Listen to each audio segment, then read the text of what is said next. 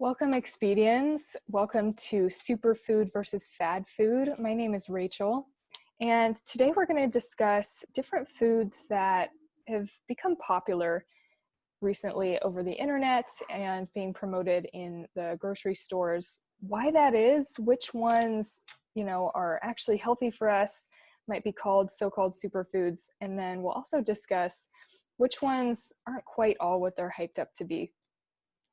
Now, don't worry, I won't tell you not to eat any of your favorite foods. We're just going to discuss which ones might be foods to focus on because they have that extra nutritional kick. So we'll start with what a superfood is. Technically, it really doesn't have a legal definition, but when we think of superfoods, we think about nutrient density. And so what nutrient density is the amount of nutrients, healthy nutrients we get in a food in comparison to the amount of calories that we're getting out of it, right? And there's a few different correlations that we found with different superfoods that you can actually make it easy to figure out what is a more nutrient dense food. So color is a big one. We find foods that have more nutrients in them, you can visibly see it in the color of the food. So darker, more vibrant colors are typically associated with more antioxidants, vitamins and minerals, and phytochemicals in that food, all those healthy components, right? And then another big indicator of a really healthy food is when it's in its whole food form. So often when we process foods such as grapes into juice or other forms of food processing, refining, we end up taking a lot of those healthy minerals and vitamins out, and we end up with a much less dense and healthy product for the amount of calories that we're consuming. No legal definition. So this part is fun. It allows companies to really use the term superfood any way they like. And so it can be really confusing to consumers in, am I actually getting a healthy product or not? Really useful marketing tool. All right.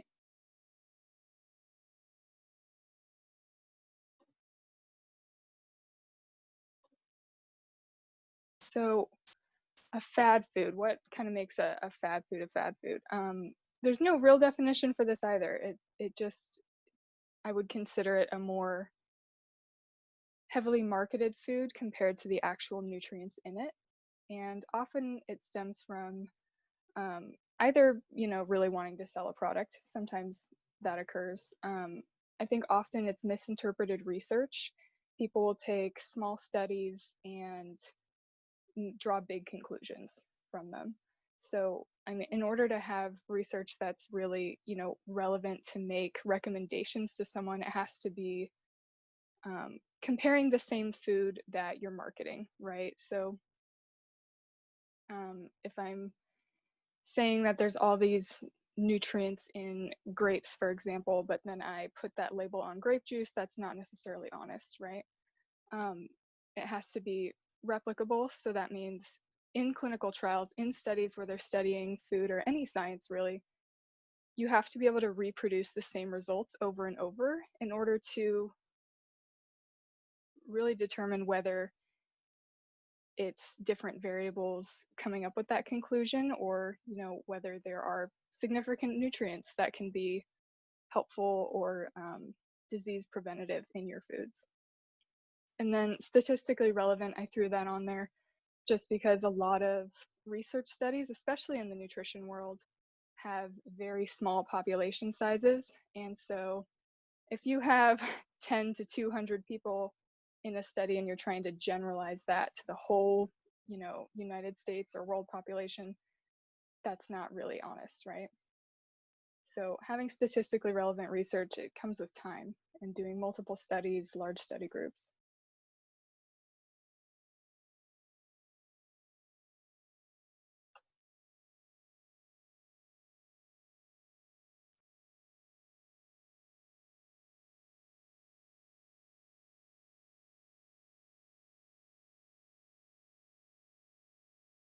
All right, just a sec here.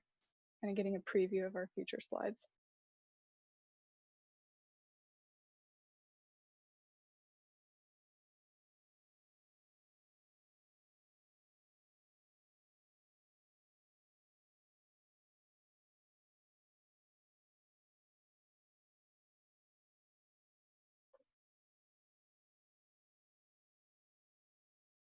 There we go. All right, so now I have a little bit of a game for us. Looking at these two sides, so we're comparing grapes to grape juice, and I've already talked a little bit about this, but you might be able to determine what I would consider more of a superfood. Again, no real legal definition to superfood, but we're looking at nutrient density, right? So if I look at half a cup of grapes is about the same amount of calories as 3 ounces of grape juice. So similar amounts of sugar. I actually do get some fiber in grapes versus when you juice a fruit, that removes all of the fiber. So you get less of that gut health factor, less weight management. The fiber becomes really important for those things. And then looking down at beta carotene and lutein, and these are antioxidants. So I can see that in comparison to grape juice, I'm actually taking a lot of those out when I refine it to juice versus in its whole grape form. Another one here, I'm actually comparing grapes to blueberries now. And so while grapes are, you might argue, a better option than grape juice, as far as nutrient density and really considering something a superfood, I would be much more inclined to consider blueberries a superfood in comparison to grapes, because you can see they've got a lot more fiber in them, a lot less sugar compared to that caloric value. And then I have a significant amount more of the antioxidants down here as well. And lutein and carotene I kind of focus on in this presentation, but there are tons of different antioxidants in various different foods.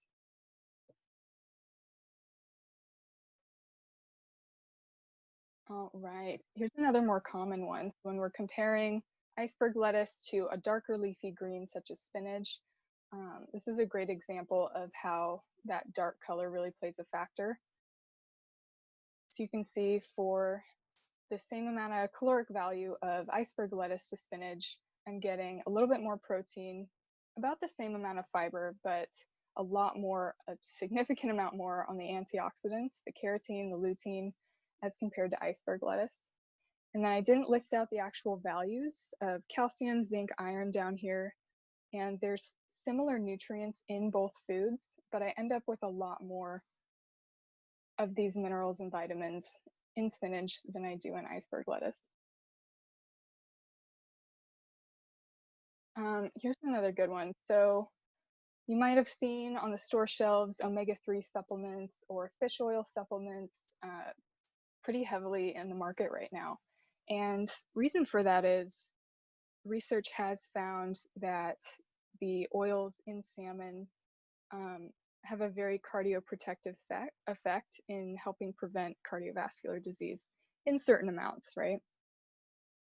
And so I listed out kind of the typical nutrients in 100 grams of salmon here. And in this supplement, we do get those same unsaturated fatty acids, the DHA and the EPA, as you do in the salmon itself. But for some reason, when the supplement studies have been done, they really haven't found the same cardioprotective effects, despite dosing with the DHA and the EPA fatty acids. And so I think this is a great example of consuming foods in their whole food form, and because there's a synergistic effect with different nutrients. They help each other absorb. So you might be supplementing a certain amount of nutrients, but you don't always absorb all of those into your bloodstream that you consume in a supplement, versus when you eat it in its whole food form, you're much more likely to get those nutrients. And then you kind of have the opposite effect as well. Sometimes when we megadose on supplements, we get way too much of a product, versus in a whole food form, we're way less likely to overdose on certain nutrients, right? So I think this is a great example of just how important it is to consume foods in their whole food form. And while supplements can be necessary sometimes, they're often not a replacement for whole foods. All right, oils. Ooh, coconut oil. This is one I see all over the place now. So I really broke down what is actually in these two oils, olive oil versus coconut oil, so we can see kind of what the hype is about. So in a tablespoon of both of these, we have pretty similar amount of calories and the same amount of fat. So they're pretty much 100% fat in oils, right? But when I break down the actual fats themselves, these two are kind of opposite. I have 2 grams of saturated fat in olive oil versus 11 grams of unsaturated fat. And then if I jump over to coconut oil, I have 12 grams of saturated versus 1 gram of unsaturated. Why does this matter? They have actually found that saturated fat is a lot less heart healthy. It is far more likely to cause artery blocking cholesterol in your bloodstream than unsaturated fat, which actually has a more cardioprotective effect. We're less likely to develop atherosclerosis and cardiovascular disease. And then, honestly, neither of these oils would I really consider a superfood, because they don't really have a whole lot to them other than being a fat. And while unsaturated fat is a very healthy fat for us, you can see if I listed out a few nutrients, choline, vitamin E, vitamin K, these aren't really significant amounts, and there's not a lot to these oils, right? And this is another example of kind of that refining process. And when you have a heavily refined processed food out of its whole food form, we tend to lose a lot of nutrients when we do that. All right. I'm going to pick on coconut oil a little bit here in this presentation. And I compared next to coconut oil and actual raw coconut meat and the difference between the two. So in the same amount of calories as coconut oil and coconut, we have pretty similar fat content, but we actually do get some carbs and fiber when we have coconut in its whole form versus we don't in coconut oil itself. We get a little bit of protein in the coconut versus we don't in coconut oil. We have a pretty significant amount more choline, vitamin E, zinc, iron, as well as calcium in coconut versus almost all of those nutrients are depleted when we process it down to coconut oil. Coconut oil did actually have some research behind the hype, and what they found is coconut oil had lauric acid in it, which is a medium chain fatty acid, and it was found to help increase HDL or good cholesterol levels. If you've ever had your cholesterol tested at the doctor, you may have found that they'll classify sometimes HDL as good and LDL as bad. And that's kind of an overgeneralization, but generally we want more HDL cholesterol, and it's harder to get that cholesterol up, right? So they found these with a few small studies of coconut oil, and they're like, wow, this could be a really great product. But the problem is the coconut oil we find on the shelves actually has a lot of this acid processed out. If you want a healthier version, though, you can find virgin coconut oil, which just means it's gone through a lighter processing in converting coconut to coconut oil. And so it's retained some of its antioxidants as well as lauric acid. So you might have a more healthy product in that way. However, we still have that same amount of saturated fat, which is our less healthy heart fat, right, in coconut oil. So even with a virgin coconut oil, I wouldn't consider it a superfood. You can definitely consume it, but I wouldn't make it a heavy staple in your diet. All right. I found another interesting study here comparing the antioxidants in strawberries versus strawberry vinegar. Vinegar in general is one I've been seeing as a lot of hype in the media right now, online, and So when we look at the teak and the auric, which are just examples of antioxidants, we can see that we have a significant amount more in the strawberries than we do in the strawberry vinegar. So I found that really interesting. Apple cider vinegar, probably a more popular one right now. And this is another one I probably would not consider a superfood. It's definitely not harmful for most people in regular amounts when you put it on your salad or have it with cooking, but there's really just not a lot to it. It's not very nutrient dense. Obviously, they take apples and they heavily ferment and process them, and so it leaves trace amounts of certain minerals, potassium, phosphorus, magnesium, but not really anything to write home about.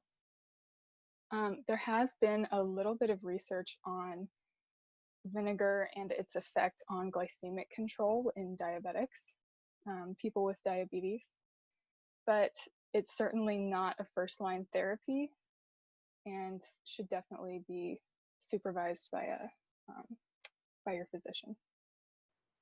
All right, so probiotics versus prebiotics.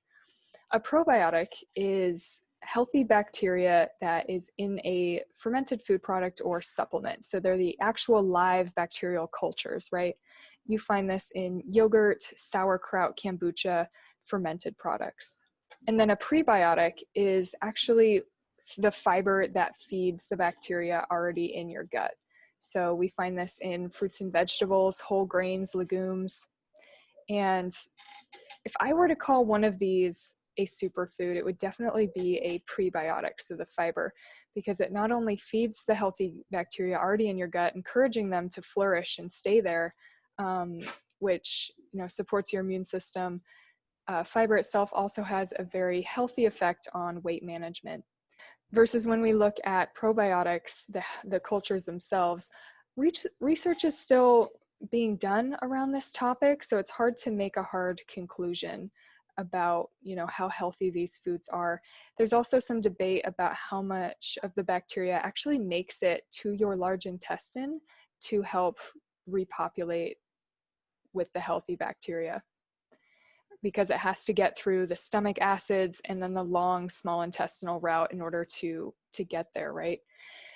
And so if I were to call one of these a superfood, it would definitely be these fiber containing foods, the prebiotics, more so than the probiotics, but both of them are certainly in that healthy category. All right, can we have too much of a good thing? When talking about superfoods, we're trying to figure out what foods are going to give me all of the nutrients I can get, right? The foods I should focus on. So that brings up the question, can I eat too much of these foods? And the answer is always yes. We can always overdo something, even a good thing. I will say it's hard to do with whole food products. It's hard to consume them in amounts that are harmful for you as far as the nutrients contained therein. There have been cases such as with carrot juice, where if you drink too much carrot juice, sometimes our skin pigment will turn a little more orange because of the beta carotene in the carrot juice. But that's not something that happens, in a matter of days. This is something that occurs over weeks and weeks of over consuming this product. But more of a concern than, getting any kind of nutrient toxicity is really just throwing your body out of balance and focusing so much on one thing that you're neglecting another food group or foods that you could be getting a better balance of nutrients from. Which brings me to the next point, balance. Even with superfoods, you can probably categorize different foods in all of these categories you see on the plate here as a superfood, but having the balance of all of them is important. Blueberries are great, but I don't want to have 20 servings of blueberries a day because I'm still going to be missing out on nutrients that you don't find in blueberries. B12, iron, protein, things that you find in other food groups. And so every food is different, which is why they've developed the plate to look the way it is here. right? There's different kinds of nutrients and amounts, and they've categorized these different protein versus vegetables and fruits because of the chemistry of them, as well as just the nutrients that are contained. That being said, you don't have to be perfect in order to be healthy. Consuming different food groups in balanced portions is really helpful for having adequate amounts of energy, immune health, supporting your mood and disease prevention. But having splurges here and there is perfectly fine. Have some coconut oil. It's perfectly healthy in moderation. Some focus points I would say, kind of that we went over today, is trying to consume more of the unsaturated fats versus the saturated, because we found a much more cardioprotective effect with unsaturated fat. Examples of these would be mostly in whole foods. So you find them in avocados, nuts, salmon. Those are all great examples of healthy fats. And we typically find the saturated and less healthy fats in things like butter, coconut oil, and more red meat fats, such as burgers, steak, that kind of thing. Picking more vibrant colored fruits and vegetables versus the more dull colors. So we saw that in the lettuce versus spinach. Spinach has a lot more nutrients in it. Blueberries versus grapes. Blueberries are a little bit more dense. And so picking those dark, rich colors is a really easy way to know that you're probably getting a lot of nutrients.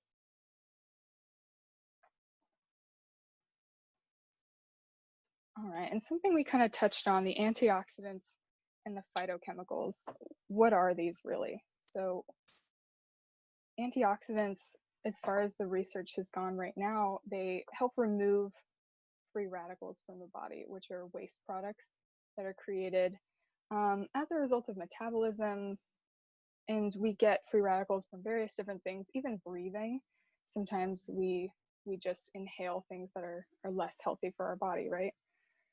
And so antioxidants mostly are in our plant-based products, our vegetables, our fruits, our whole grains, can help remove the harmful waste products. And then I believe it's estimated that there's over 3,000 different phytochemicals in foods. So of course I couldn't list all of those in this presentation, but it's just another component in our foods that are really beneficial for the body, and we often can't supplement. So getting whole food sources for the sake of getting your antioxidants, your phytochemicals, as well as your vitamins and minerals and other nutrients is really important.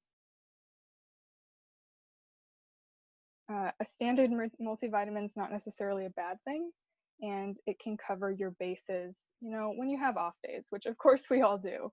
Nobody has a perfect diet. But focusing more on whole food products, you're much less likely to have any kind of nutritional imbalances that way. Dark, rich colors, whole food sources, and I would consider super plate a little bit more important than superfoods all by themselves. All right. What kind of questions do we have, everybody?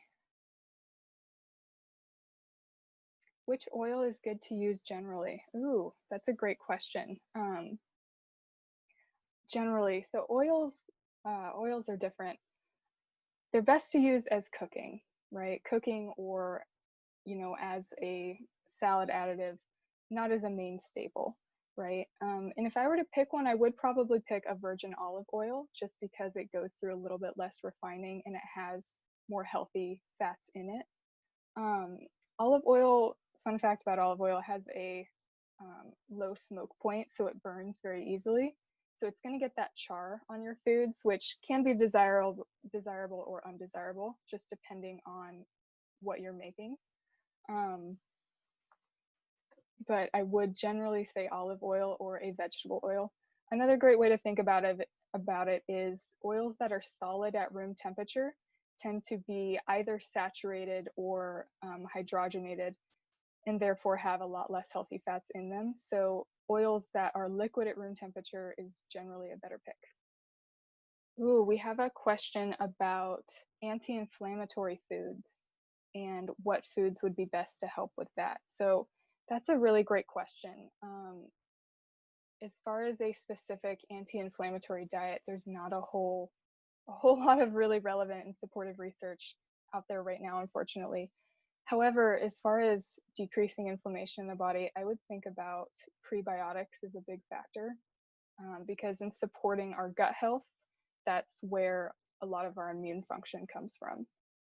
So if you're looking for specific foods, get enough fiber and plant-based products, vegetables, whole grains, fruits, that kind of thing. I would say that would be a good focus point. Is there a need to take a multivitamin pill? Ooh, you guys have really good questions today. They're hard. Um, is there a need to take a multivitamin pill? I would say it's different for everybody. If you're someone who has a really balanced and varied diet and you tend to switch up your foods pretty frequently, I would say no. There's typically no need to take a multivitamin pill. We usually get everything we need in whole foods when we have that varied diet. That being said, with busy lifestyles and splurges here and there, we don't always mix up our diet enough. And so having a multivitamin, a general dose multivitamin, can be helpful for covering your bases, in my opinion. Good natural food for hair growth. Ooh, that's an interesting one. I wouldn't say that there is one particular food that's going to help you with hair growth. I can say that there are nutrient deficiencies that can um, make your hair growth lessen. So those would include protein, zinc, and iron are big ones that can cause lack of hair growth. But as far as supporting or trying to, grow more hair, a lot of that is genetic, and I believe we kind of have a set point that we can't necessarily overcome through extra nutrients, but making sure you have adequate nutrients to prevent any kind of hair loss. Ooh, all right. I'm glad I didn't have anybody yelling at me for bashing coconut oil. So a little worried about that. Ooh, is it true frozen berries have more antioxidants than fresh? That is false, actually. Great question. When we freeze products, we actually retain the same amount of antioxidants and nutrients as we do when they are fresh. So that's a great question. I would say where you might lose some micronutrients and antioxidants would be in a cooking process where you boil, or you steam and you lose nutrients in the water. If you drink the water, you can retain it. But sometimes in the cooking process, we lose some of those antioxidants, but not in freezing. Very good question. That being said, that doesn't mean we should eat everything raw, because when we cook, we actually can make some nutrients more absorbable in our small intestine. So don't eat all your food raw, but as far as freezing versus fresh, nutrient values are very similar. Ooh, is avocado a superfood? I would honestly, and I should have thrown that in the presentation, I would consider avocado a superfood, because it has a lot of really healthy fats in it. It also has fiber, potassium in fairly significant amounts, and several other nutrients as well. So yeah, I would consider avocado a superfood. The only thing to be careful with avocado is it's very dense, so it's very high calorically for the volume of it, and that's just because it does have a lot of fat in it. But it's also very filling. So a quarter to a half of an avocado, and that's a typically pretty good snack or addition to a meal, and you're not going to want much more than that. So yeah, avocado is great. How do chia seeds stack? You're asking if chia seeds are a superfood? Nutrient value. Oh, good question. Chia seeds are kind of an interesting little seed. They have some fiber in them, and they are a fairly fatty seed. Um, so I would definitely consider them healthy, and it kind of goes along the same lines as finding foods in their whole form, which chia seeds are.